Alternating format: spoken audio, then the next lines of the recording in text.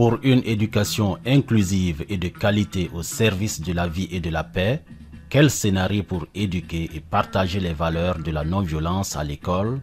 Tel est le thème de la formation initiée par l'association Action Solidaire pour le Développement Burkina ASDB à l'encontre des professionnels du monde éducatif. Durant 5 jours, ces enseignants et conseillers pédagogiques venus des circonscriptions de base Ouaga 1, Ouaga 14 et de Dori vont renforcer leurs connaissances en matière de l'empathie, la communication non violente et la gestion des conflits.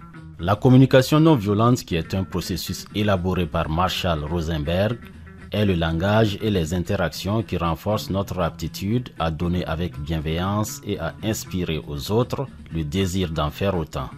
Pour y parvenir, l'ASD a voulu donner aux enseignants la volonté et les outils nécessaires pour être des acteurs efficaces dans le changement de comportement, en prônant l'empathie, qui est une posture et une éthique qui demandent une qualité d'écoute, une capacité à se mettre en lien avec soi-même pour celui qui écoute et une ouverture à l'autre sans présupposer et sans préjugés. Dans son mot d'ouverture, le président de l'ASD a tenu à justifier le choix du thème. Le thème de cette deuxième session de formation est une actualité brûlante pour tous les pays de la bande sahélo-sahélienne en général et le Burkina Faso en particulier. Confrontés à différentes formes de radicalisation, d'intolérance et d'extrémisme violent, aux conséquences dramatiques sur la sécurité physique et morale des personnes, de leurs familles, de leurs biens, leur libre déplacement, leurs opinions et croyances. Face à cette situation qui affaiblit les États et menace dangereusement la liberté et la démocratie, nous sommes tous interpellés. Et l'ASD a décidé de jouer sa modeste participation au niveau de l'éducation pour travailler au changement des mentalités et des perceptions, un véritable défi majeur et un apport durable pour le vivre ensemble. À titre honorifique, Maître Titenga Frédéric Passéré, homme de culture burkinabé, parrain de cette session de formation, a été invité à introduire les assises fondées sur la culture par un aperçu des principes de l'histoire et la gouvernance de construction de paix par les règles de vie de la société traditionnelle de l'Empire Mossi à travers la communication non violente. L'utilité de la communication non violente dans le milieu scolaire est un cas à ne pas négliger. Vous avez sans doute entendu dire qu'il y a eu des agressions d'enseignants par des parents d'élèves qui sont même allés dans les établissements avec des machettes pour commettre des crimes. On a vu des violences aussi perpétrées par des élèves à l'endroit de leurs enseignants. Et il y a aussi des problèmes entre les enseignants eux-mêmes.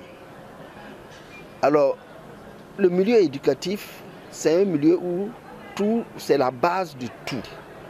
Si il y a une émergence de la violence, il faut répondre par la paix. Et c'est pour ça que, dans le cadre de l'association, on a pu initier un projet qui a permis de former des enseignants sur cette thématique de l'éducation non violente. Il y a des violences entre enseignants, parents d'élèves, entre parents d'élèves et enseignants, entre les enseignants et le milieu dans lequel l'école même est implantée. Alors, nous nous sommes basés sur le concept de Marshall Rosenberg, qui est la communication non violente, pour mettre des mécanismes au niveau des écoles de manière à ce que les enseignants et les élèves travaillent dans un environnement de paix. Quoi qu'on dise, on ne peut pas laisser l'école entre les mains seulement des enseignants. L'école est dans un environnement, il va falloir que tous les acteurs de l'environnement aussi apportent leur tiers, notamment les parents d'élèves, les élèves eux-mêmes. Donc avec la communication non violente, on amène les enseignants entre eux, non seulement de se réconcilier entre eux, de se réconcilier avec le village, les parents d'élèves. Après avoir remercié les organisateurs et encouragé les participants, les autorités présentes ont exprimé leur disponibilité à accompagner ce projet. Vous n'ignorez pas que le gouvernement a bien voulu créer au sein du ministère de l'administration territoriale une direction générale en charge de la cohésion sociale. Et une association comme celle-là qui veut toucher la petite enfance pour promouvoir déjà le vivre ensemble dès le bas âge. Le ministère ne peut qu'accompagner cette initiative. Cette formation n'aurait pu se tenir sans l'apport de partenaires. C'est ainsi que depuis près de 5 ans, AMAP Unitaire accompagne la SDB dans son projet. L'association ASDB nous a contactés en 2015 pour les aider en fait à monter un projet. Ils avaient identifié un besoin important en formation pour les enseignants et le personnel éducatif du Burkina. Et ils nous ont contactés pour les aider à monter un projet à partir de ce besoin, trouver les financements nécessaires à la réalisation du projet et assurer avec eux le suivi des formations. Cet atelier de formation a été riche d'expériences, d'exemples, de simulations et de partage d'idées. En guise de conclusion, le président de l'ASDB a exprimé sa satisfaction au nom de tous les membres de l'association. Je pense que ce résultat escompté est atteint. C'est grâce à cette équipe de formation qui nous ont permis d'atteindre ensemble de bons résultats sur plusieurs plans. D'abord sur le plan des atteintes des objectifs d'apprentissage. Ensuite, sur le plan des méthodes utilisées qui nous ont permis d'apprendre facilement, d'assimiler. Pour tous ces succès, je vais réitérer ici mes remerciements pour nos partenaires techniques et financiers pour leur accompagnement. Je dois vous dire franchement que AMAP est reparti satisfait. Chers participants, le plus difficile, comme vous l'avez dit à maintes reprises, est d'abord de prendre conscience sur le sujet. Et ça, c'est fait. De prendre conscience des émotions et du langage du cœur. Comprendre avec le cœur que pour être empathique avec les autres, il faut commencer par se connaître. C'est déjà de vivre la communication non violente dans les cellules familiales. Pour terminer, le suivi va permettre à ASD et puis à l'équipe des formateurs de mesurer le chemin que vous aurez parcouru sur le terrain. Sur ce, je voudrais sincèrement et au nom de l'organe exécutif de l'ASD, vous souhaiter de bonnes fêtes méritées de Noël et de fin d'année et tous nos vœux de bonne et heureuse année 2020. Je vous remercie. Pour évaluer cette formation, nous avons recueilli les avis des participants. Vraiment, nous sommes comblés.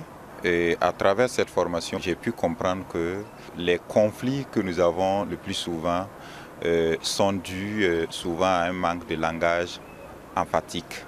Mais à travers ces 5 jours, nous avons pu comprendre qu'avec un langage empathique, vraiment nous pouvons mieux nous faire comprendre et comprendre les autres. Et à travers également la démarche de la CNV, ça va me permettre vraiment de pouvoir même aller à la médiation des conflits. D'abord, je tiens à remercier les responsables de cette association ASD qui a pensé quand même nous outiller, nous en tant qu'enseignants, sur cette thématique nouvelle, notamment la communication non violente. Nous avons su qu'il y a une démarche appropriée que nous devons mettre en pratique pour pouvoir comprendre notre environnement et aussi s'aimer la paix au sein de cet environnement-là. Et mieux encore, au sein de nos écoles, et nous pouvons mettre en pratique ce que nous avons reçu par rapport à la CNV communication non violente pour un meilleur apprentissage. Ce que nous avons reçu aujourd'hui, ces 5 jours, ça va nous permettre de résoudre les conflits qu'on rencontrait au niveau de l'école. D'abord entre nos collègues, entre enseignants-élèves, entre enseignants-parents d'élèves. Et nous ne pouvons que dire merci à ceux qui ont organisé cette séance de formation-là. La gestion des conflits et la communication, la non-violence, ça va nous servir à tous les moments, à toutes les étapes de notre vie et surtout dans dans notre profession, voilà, à savoir communiquer avec nos élèves, avec nos partenaires, et même dans nos familles, savoir communiquer avec nos époux et nos enfants. Voilà. C'est un thème en tout cas qui m'intéresse beaucoup. Par rapport à mes attentes, elles sont satisfaites. Et seulement peut-être des doléances, et c'est demander aussi un meilleur suivi. Et je lance une invite à l'association à faire un suivi dans nos différentes écoles et encore à penser nos outils pour que nous puissions être encore plus performants dans la pratique de cette communication. L'enjeu maintenant, ça va surtout être, une fois que la formation est finie, de pouvoir assurer la pérennité du projet en appliquant, non seulement en appliquant ce qui a été appris pendant les sessions de formation, et aussi en instaurant des séances de formation des autres enseignants au sein des différentes écoles touchées par le projet. On aimerait que la prochaine fois, ça soit un peu plus pratique, avec des exemples pratiques. Et je pense que c'est avec ça qu'on va mieux acquérir et mieux approfondir ce que nous avons acquis à cette formation. Écouter, dire, faire, maintenant mettre ça en pratique sur le terrain, il y aura certainement des couacs et on aura besoin de suivi pour ça. Nos attentes reposent essentiellement sur le suivi qu'ils vont effectuer au sein des SEB et au sein des écoles pour assurer la formation des autres enseignants et que le plus d'enseignants possible et donc d'enfants soient touchés par le projet. Je dis que je suis pétri de talent pour la suite de l'enseignement de la CNV que je vais essayer de vulgariser donc au sein de l'école et partager donc l'expérience reçue avec mes collègues, les parents et aussi les élèves et mon entourage. Je repars vraiment très satisfaite du fait que j'ai beaucoup appris, en l'occurrence le langage de la CNV et aussi la gestion des conflits.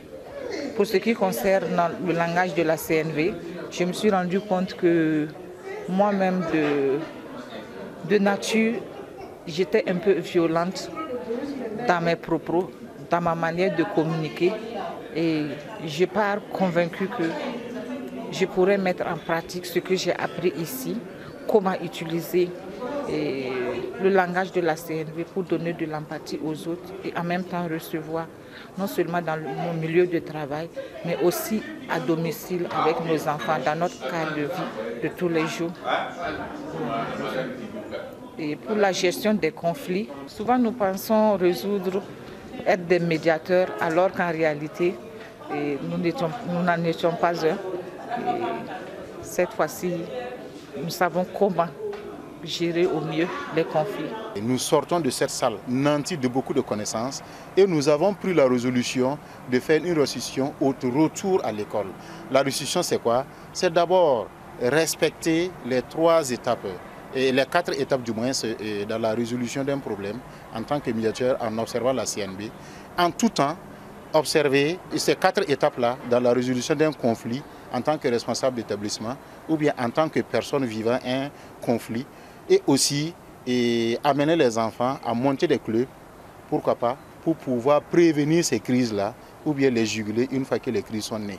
Alors nous disons merci à l'ASD, nous disons merci aussi à AMAP qui a bien voulu nous accompagner dans la quête de ce savoir-là.